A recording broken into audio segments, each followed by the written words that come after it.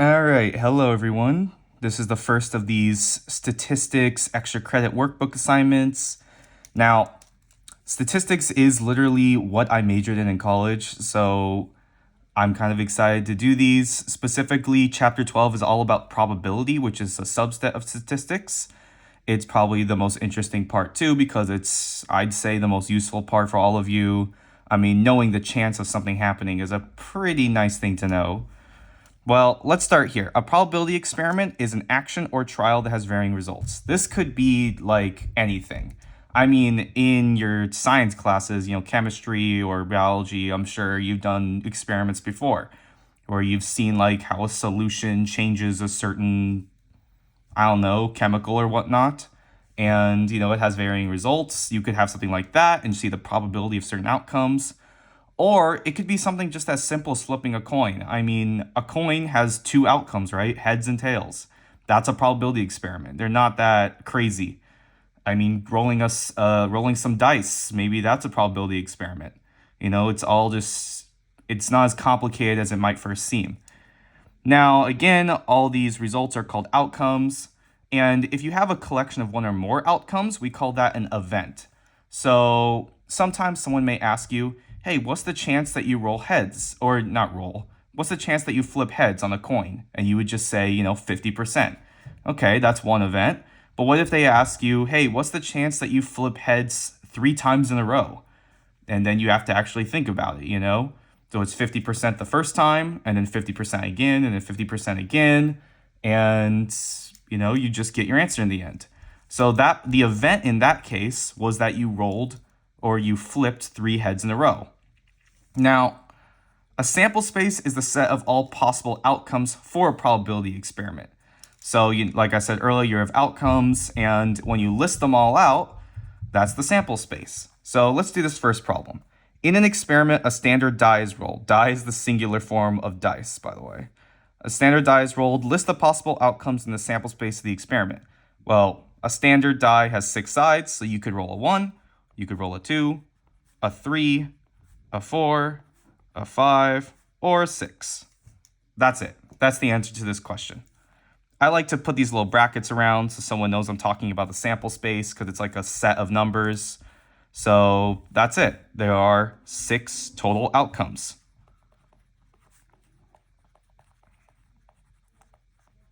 And let's do the second one. In an experiment, a coin is flipped twice. List the possible outcomes in the sample space of the experiment. Well, you could roll or you could land on a heads followed by a heads. That's one option, right? You could also land on the heads first, followed by tails. Or maybe you could land on tails first, followed by heads, or tails followed by tails. Those are the 4 outcomes, right? So 4 total outcomes, that's my sample space. And again, I like to put these little brackets on the side, these little weird squiggly lines, so someone knows that I'm talking about the sample space of my probability experiment. Now, for this third question, sometimes these get a bit more complicated. In an experiment, a standard die is rolled, followed by a coin flip. List all the possible outcomes in the sample space of the experiment. Well, standard die is rolled. We could roll a 1 followed by a heads, maybe a 2 followed by a heads, a 3 followed by a heads, a 4, and you kind of get what I'm, getting at here. 6 followed by heads, or we could roll a 1 followed by tails, a 2 followed by tails, a 3 followed by tails, 4 followed by tails, and so on. So let me put the brackets here. And how many total outcomes are there? Well, there were 6 possible things to land on with the dice and 2 possible things to land on with the coin. So 6 times 2, there are 12 outcomes here. You could also just count. There are 6 on the top row, 6 on the bottom row. All right. Now, let's move on and start talking about, sample space is pretty simple. Let's talk about actual probability now. So the probability of an event is the measurehood of, or the likelihood or chance of that event occurring. We often write it as P and in parentheses A. So let's say A is your event. So for instance, A could represent, that you flip heads twice in a row, something like that. You would put probability, that's what the P stands for, of A. Now, probability is always a number from 0 to 1. It could include 0 or 1, 2, and it could be expressed as a decimal or a fraction, or even a percent. I don't like to express it as a percent that often. I like to keep it as the decimal or a fraction, but yeah. And then most of the time when you're talking about probability, you're talking about theoretical probability. There are technically different types, but in the end, they'll all kind of mesh together in your head. So theoretical probability is the number of favorable outcomes divided by the total number of outcomes. So for instance, if you have, if you're measuring what's the chance that it rains tomorrow or something like that. Let me think of a better example. What's the chance that, you flip heads 5 times in a row? Well, on the bottom, you would divide by the total number of outcomes. So the total number of things in your sample space, like in the previous questions, we had 12 things in our sample space, for instance, that would go on the bottom. And at the top, the number of favorable outcomes. So how many of those were, flipping heads 5 times in a row, something like that. So let's do this first question here. A coin is flipped 3 times. What's the probability that it lands on heads? Exactly 2 times. Well, let's list the sample space. So a coin is flipped 3 times. You could get a heads, heads, heads. Or you could get heads, heads, and tails. Maybe you could get heads, tails, and heads. Heads, tails, and tails. Maybe you could also get tails, tails, and heads. Or tails, tails, and tails. And there's more here too. All right, and then so in the end, you have these 8 possibilities. So there are 8 outcomes total. And if you want to find the probability that you land on heads 2 times, on the bottom, you put the total number of outcomes. So that's 8. And at the top, you put the total number of favorable outcomes. So how many of these are you going to land on heads twice? Exactly twice. Well, this one, this one, this one over here. So 3 of those outcomes. So the probability is 3 over 8. And that's your answer. Sometimes they'll have you write it as a decimal. But if it's simple like this, a simple fraction, just leave it like that, 3 over 8, and you're done. There's a 3 out of 8 chance that you land on heads exactly 2 times. All right, now let's do this second problem. In an experiment, the wheel below was spun. What is the probability of landing on an even number? And then what is the probability of landing on an odd number? All right, so let's count 1, 2, 3, 4, 5, 6, 7, 8, 9, 10, 11, 12. All right, so there's 12 outcomes total here. I mean, I'm not going to list the sample space this time because you can see it right here. And let's see, the probability of an even number. So just like earlier, I said that you can put P and then parentheses and your event inside. So I like to just abbreviate it. So the probability of my event is that the number is even. So I'm just going to put probability of even is, let's see, there's 12 total outcomes. And 1, 2, 3, 4 of those are even. So 4 over 12. And you can reduce that fraction down to 1/3. And that's your answer.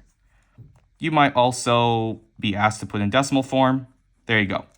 There's about a 0.33 chance that you land on an even number. And let's do odd number while we're here. All the other numbers are going to be odd. So if 4 of them were even, the other 8 are going to be odd. I could also just count over here. So that is a 2/3 chance. And that's my answer here, which as a decimal is rounded to about 0.66. Now, this last one is a bit more of a challenge problem, I will admit. So find the probability of the polynomial x squared minus x minus c can be factored if c is randomly chosen integer from 1 to 12. All right. So as you know, when you factor something, you need to find something that adds to be this number here, so -1, and multiplies to be the number right here, so that's minus c. So let's go step by step and see what we do, or what the possible answers are here. And we're just doing the numbers from 1 to 12, so there are 12 outcomes. All right, let's try the first one. Let's try if c is just 1. So are there two numbers that multiply to be -1 and add to be -1? Yeah, there are not. Let's try another two numbers. Two numbers that multiply to be -2 and add to be -1. Well, yeah, -2 and 1. They add to be -1, multiply to be -2. So that's one answer. Let's keep going. Let's try -3. Yeah, we're not going to run into anything there. You could try -4. And you're still not going to run into anything. -4 is the first of these numbers that can actually be factored into things other than just, itself times 1. So, but -2 and 2, yeah, that's not really going to work either. So let's cross that out. -5 and -1. Yeah, that's not going to work either. What about -1 and -6? Let's see. 6 is factored into 3 and 2. So maybe we could do, -3 and +2. They multiply to be -6 and add to be -1. So there's another answer. Let's go another one. -7. Yeah, that's not going to work. Let's try, my pen's running out of ink. Thankfully, I have another one right here. All right, let's do -8. Let's see, it can be factored into 4 and 2, but yeah, that's not going to work. Let's try -9, 3 and 3. No, not going to work. What about -10, 5 and 2? No. Definitely not -11. I mean, that one can't even be factored. All right, last number, -12. Well, you have -4 and 3. They add to be -1, multiply to be -12. So out of these 12 possible outcomes, only 3 of them work. So the probability that it can be factored is just 3 out of 12, or a 1/4 chance, which is the same thing as saying 0.25, which is the same thing as saying a 25% chance. So yeah, out of all these numbers, only 1/4 of them actually work. All right. So there's still a bit more in this lesson here because it's the first lesson. You gotta get acquainted with all the different concepts first. This first thing on the next page is kind of the beginning of what I would describe as like the mathematical part of probability. So far it's been kind of logic based, but there is a lot of math that goes into it. So for one, the sum of all the probabilities of all the outcomes in the sample space is just 1. I mean, it makes sense, right? If you have one thing, the probability, say you have 2 outcomes in your sample space, one of them has a chance of 25%, what do you think the other one's going to have a chance of? Well, 75%. They have to add to 100. Same thing here. You could do 0.25, 0.75. They have to add to 1. It's the same thing.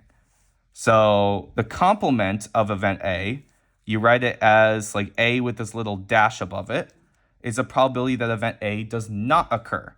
So if the probability that, that you wrote, of this thing up here, let's say probability of A was 0.25, well, then probability of the complement of A is just 1 minus 0.25, which would be 0.75 right here. Let me show you this first option here. So probability of A is 0.31. So the probability that you land on the complement of A is 1 minus probability of A. So it's 1 minus 0.31. And then your answer is going to be 0.69. So A has a 0.31 chance of happening. And its complement, so the chance the chance that event A doesn't happen is 0.69. So let's do this next one. This next one, you have to simplify ever so slightly first. So the probability of A is 0.2 plus 0.6. So just simplify that. Probability of A is 0.8. All right, and now we can do the actual problem. So probability of the complement of A is 1 minus probability of A. So it's 1 minus 0.8. And then that means it's 0.2. So the chance that the event A occurs is 0.8. So there's an 80% chance. So the chance that event A doesn't occur, so its complement, is 0.2, or a 20% chance. Now lastly, let's do a bit more math right here. Probability of A squared equals 0.81. So again, P and then parentheses A is all just means one thing, probability of A. So this exponent of 2 here, you can just get rid of it by square rooting both sides. So probability of A is the square root of 0.81, which is going to be 0.9. And then probability of the complement of A is 1 minus this, so 1 minus 0.9, so it is 0.1. And thus your answers here. Like I said, sometimes statistics gets pretty, well, mathy. So you're going to have to understand like what these symbols mean. P and then parentheses A. Again, A is just like a stand-in for any event that's happening. And then you just kind of do the math. All right, so let's do this first one. 2 standard dice are rolled. Find the probability that the sum of their values is not 12. So again, we've kind of, well, 2 standard dice are rolled. You have 6 possible things the first die can land on, right? And then 6 possible things the second one can land on. So spoiler alert, there's going to be 36 total outcomes here. Now, you could find the probability that their sums is not 12. You could find every single sum of the 2 dice, like every single thing. Like you could do, oh, what if they both land on 1 and 1? What if they land on 2 and 4? You know, all that. You can find all those possibilities, but it's going to take you a while. So there's a much faster way to do it. So first off, let's just find the probability that the sum is 12. Well, that's only going to happen once out of all those 36 times, right?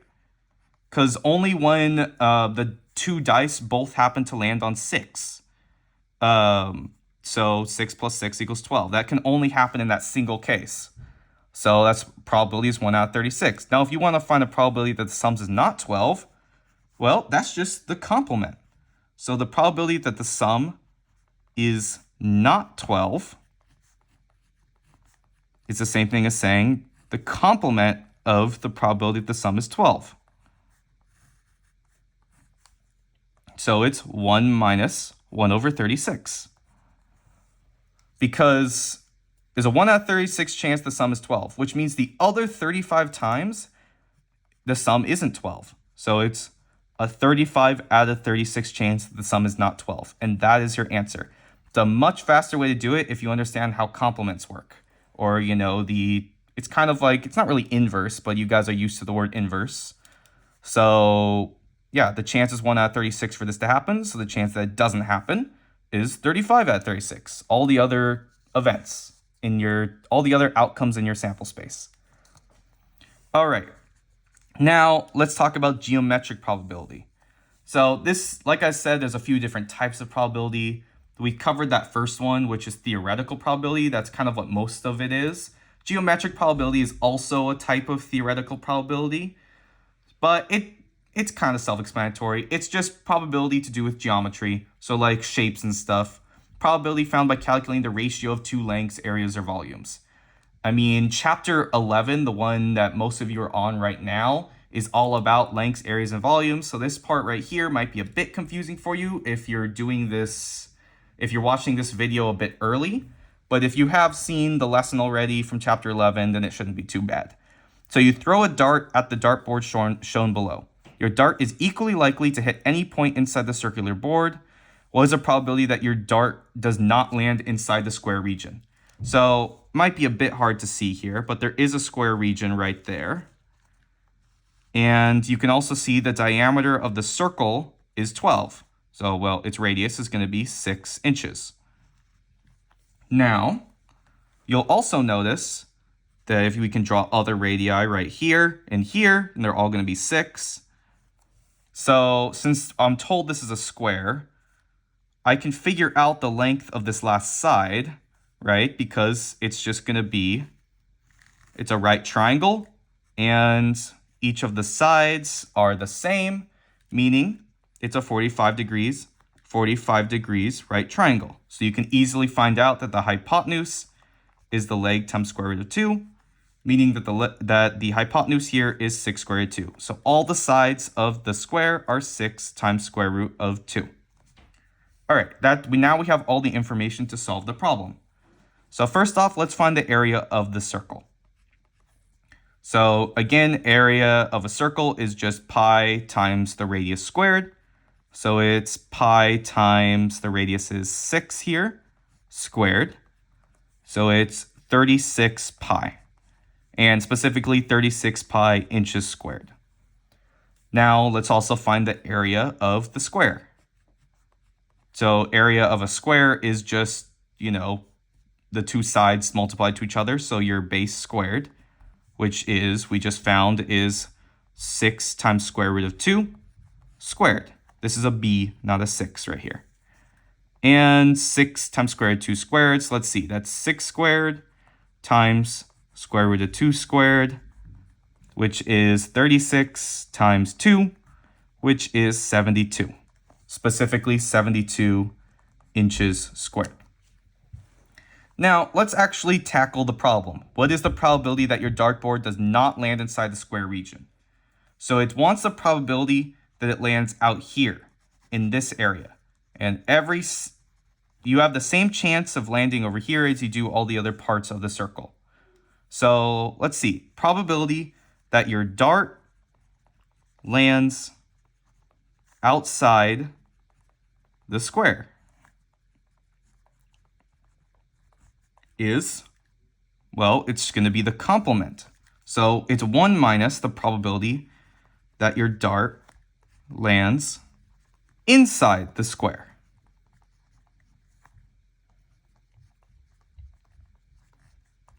So it's 1 minus.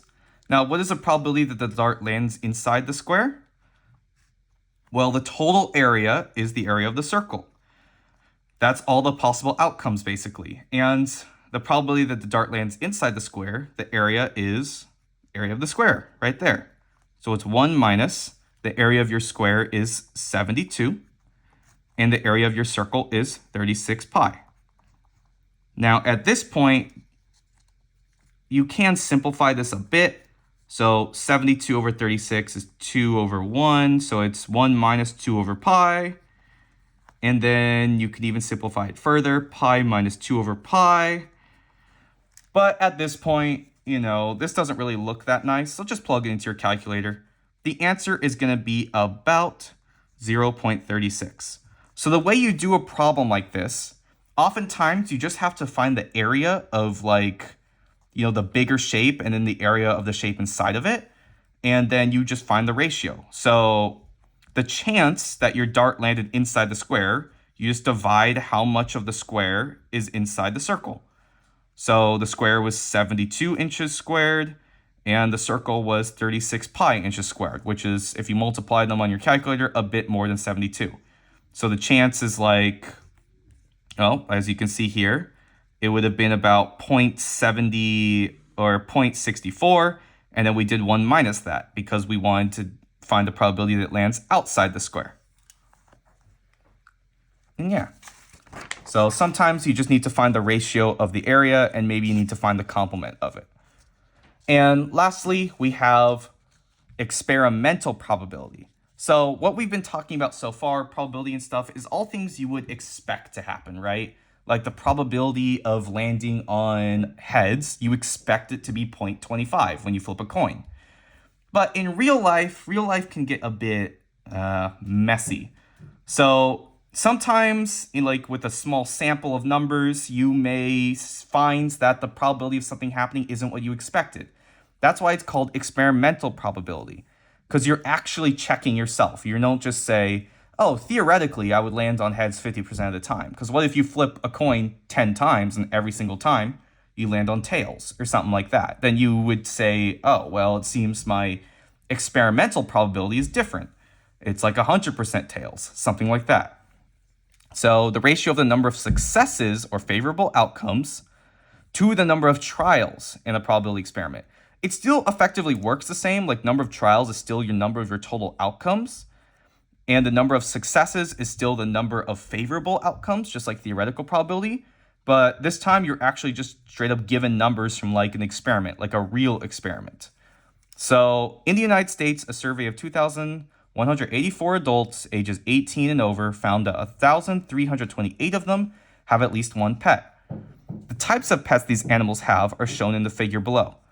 And then it asks, what is the probability that pet-owning adult chosen at random has a dog? So let's see. Probability that the person chosen has a dog is, let's see, the total number of trials, meaning the total number of people they surveyed, is 2,184. And the number of people that are pet-owning adults that have a dog is right here, 916. You need to understand how to read histograms. Each of these columns just represents how much of that thing there are. There's a lot of dog owners, so there's 916 of them, so the bar is higher. So it's 916 over 2,184, which, I mean, it does reduce a bit, but this isn't very helpful. Don't leave if your fraction's not a simple thing like 1 over 3 or 5 over 6 or something like that, just change it to a decimal, 0.42. So that's the chance. The probability that a pet-owning adult chosen at random has a dog, and using the data from this sample, this experiment, is 0.42. It's a 42% chance. And lastly, let's do one more question. You roll a 6-sided die 60 times. The table below shows the results. For which number is the experimental probability of rolling the number the same as the theoretical probability? So this is what I was saying. The theoretical probability of anything on a die, like the probability of, say, rolling a 1 or a 2, or, and so on, probability of rolling a 6, it's all the same, right? You would expect it to be a 1 out of 6 chance because it's a die, every single side of it has the same chance of being landed on. But it's like real life is a bit messy. When you actually roll these with such a small sample, the chances here look a bit different, right? So let's calculate each of them. So the chance of landing on a 1 is 11 out of 60 because they landed on a 1 11 times, and in total they rolled the dice 60 times. And this doesn't reduce any further, so let's just move on to the next number. The probability that they landed on a 2 is 14 out of 60 because there were 14 times they landed on a 2 and 60 total times they rolled the die. And this does reduce a bit to 7 over 30, but doesn't really help us much.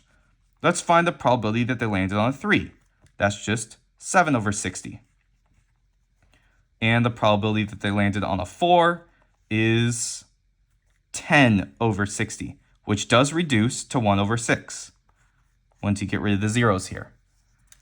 And then probability that they landed on a 5 is 6 over 60, which reduces to 1 over 10.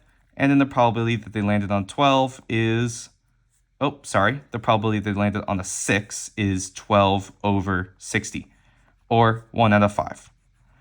So the question is, which of these, as the probability of it happening, just happened to be the same as this theoretical probability, the thing you actually expected it to be?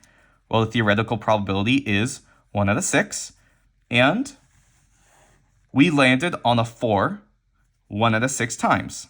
So 10 of the times it landed on a 4, so its theoretical probability and its experimental probability were the same. So the number was 4 in this case. Now, that's the end of the video for this first lesson.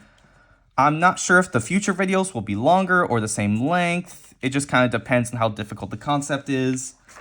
But you do have these problems here that you can work on. Each one of them, sometimes they get rather difficult. Like this one here, this one, you have to find a geometric probability, finding the ratio of the areas. It can get kind of difficult. You can always ask me questions after class or at lunch, stuff like that. Now, each of these problems, as I'll probably be explaining during class, is graded on accuracy, not just completion. But, the notes you just took on the video are all graded on completion. So hopefully you get some good extra credit points. And you are totally free to ask me tons of questions about all of these. I actually want you to learn this stuff. And yeah, see you in the next video.